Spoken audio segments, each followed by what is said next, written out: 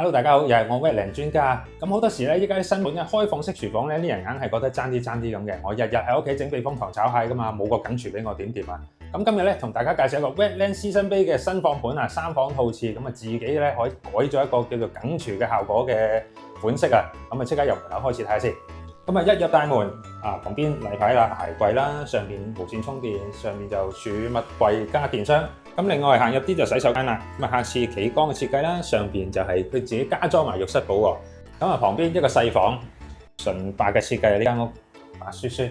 咁呢個房咧兩邊都衣櫃咧，佢應該就攞咗嚟做衣帽間嘅呢個房。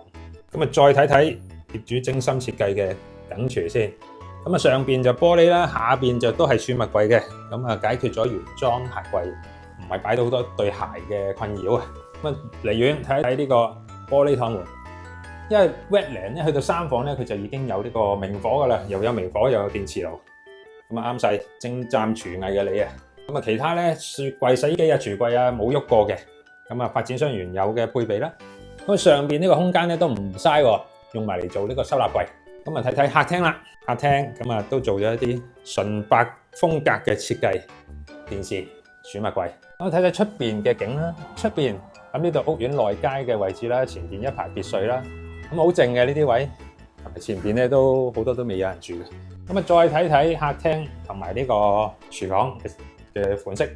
咁又去睇埋嗰兩個房。咁呢個細房啦，咁啊單人床有埋書台，上邊就做咗櫃，全部白雪雪，哇好乾淨。咁啊睇埋主人房嗰個套廁啦，嗱上邊佢又裝咗呢個浴室寶啦，咁啊下邊原裝嘅浴缸，佢再加埋一個燙玻璃門添啊。咁啊睇埋主人房入邊啦。5尺大床，咁啊3邊落床，兩邊床頭櫃，咁啊出邊咧仲有個工作平台，咁啊可以行出去，咁啊朝早可以呼吸下新鮮空氣啦。嗱一個咁特別精心設計嘅單位，咁啊有興趣歡迎聯絡我，帶你過嚟睇下，價錢仲好合理添嘅。